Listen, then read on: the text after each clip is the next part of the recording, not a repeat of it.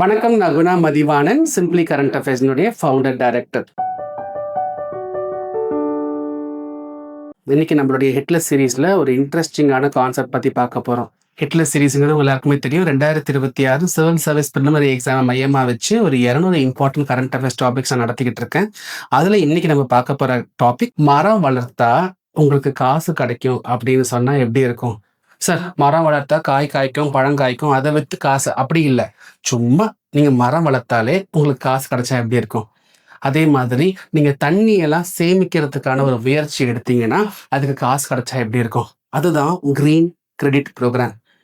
இந்த ப்ரோக்ராம் படி நீங்க ஒரு மரம் வளர்த்தாலோ, அதாவது அஃபாரஸ்டேஷன் இல்லாட்டி வாட்டர் கன்சர்வேஷன். இப்போ ஃபார் எக்ஸாம்பிள், நான் வந்துட்டு ஒரு மழைநீர் சேகரிப்பு தொட்டி நான் கட்டியிருக்கேன்னு வச்சுக்கலாம்.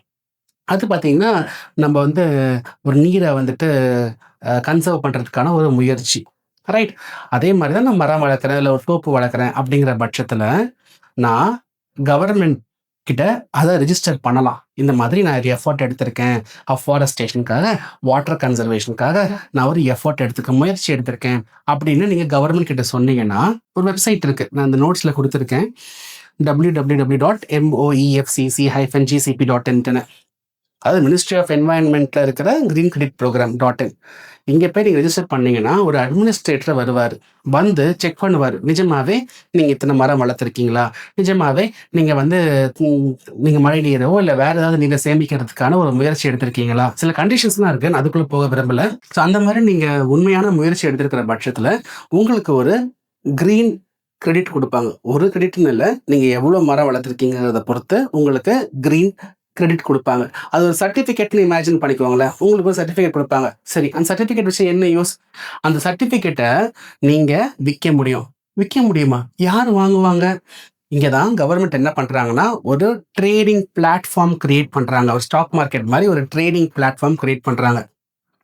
இந்த ட்ரேடிங் பிளாட்ஃபார்மில் நம்மள மாதிரி இண்டிவிஜுவல்ஸ் இந்த கிரீன் சர்டிஃபிகேட்டை ட்ரேட் பண்ணலாம். யார் பர்ச்சேஸ் பண்ணுவாங்க? பெரிய பெரிய கார்பரேட்ஸ், பெரிய பெரிய மல்டிநேஷ்னல் கம்பெனிஸ் வாங்குவாங்க. அவங்க ஏன் இதை வாங்கி ஆகணும்? கார்பரேட் சோஷியல் ரெஸ்பான்சிபிலிட்டி அப்படிங்கிற ஒரு கான்செப்ட் நீங்கள் கேள்விப்பட்டிருப்பீங்க.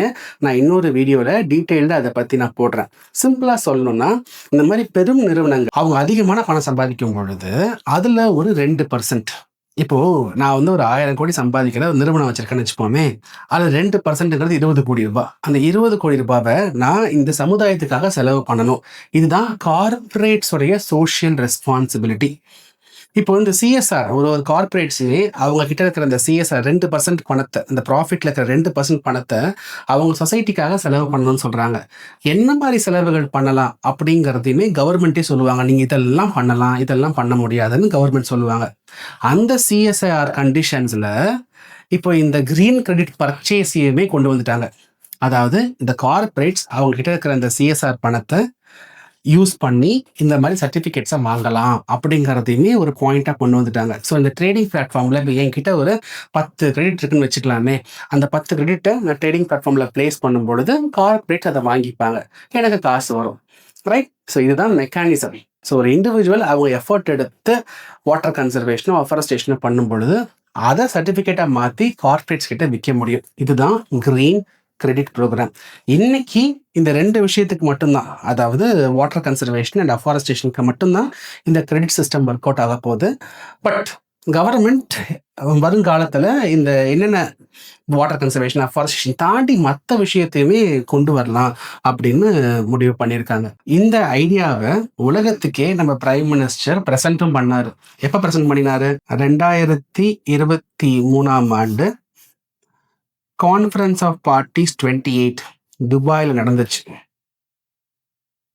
அங்க நம்ம பிரைம் மினிஸ்டர் என்ன சொல்றாரு?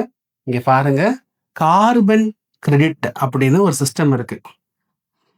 இந்த கார்பன் கிரெடிட்ங்கிறது பார்த்தீங்கன்னா, பெரிய பெரிய கார்பரேட்ஸ் ஆர் கண்ட்ரீஸ் அவங்க தங்களுடைய கார்பன் எமிஷனை கம்மி பண்ணும் பொழுது, சரிங்களா, நிறைய எமிஷன் இருந்துச்சு, அந்த எமிஷனை கம்மி பண்ணியிருக்காங்கன்னு வச்சுக்கலாமே, அவங்க எவ்வளோ கம்மி பண்ணாங்களோ அதுக்கு ஒரு சர்டிஃபிகேட் கொடுப்பாங்க.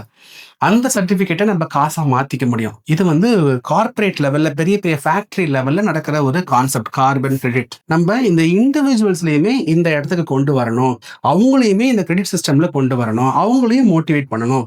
அவங்களும் பார்ட்டிசிபேட் பண்ணும்பொழுது தான் இந்த கார்பன் எமிஷன்ங்கிறது ரொம்பவே குறையும். அப்போ அஃபாரஸ்டேஷன் மரம் வளர்த்தா உங்களுக்கு சர்டிஃபிகேட் கிடைக்கும், அது நீங்க காசா மாத்த முடியும்னு சொல்லும் பொழுது தனிநபர்களும் வந்துட்டு ரொம்பவே ஆர்வப்படுவாங்க. அப்போ இந்த கிரெடிட் சிஸ்டம் வந்துட்டு பார்த்தீங்கன்னா ஓவரால் கார்பரேட்ஸ் ஒரு பக்கம் கார்பன் எமிஷனை குறைக்கிறதுக்கு எஃபர்ட் எடுக்கட்டும், இண்டிவிஜுவல்ஸ் அவங்களால முடிஞ்ச அளவுக்கு எஃபர்ட் எடுக்கட்டும். இதனால கிளைமேட் சேஞ்சை நம்ம டேக்கிள் பண்ண முடியும் அப்படிங்கிற ஐடியாவையுமே நம்ம பிரைம் மினிஸ்டர் இந்த COP28 சமிட்ல ப்ரெசென்ட் பண்ணினாரு.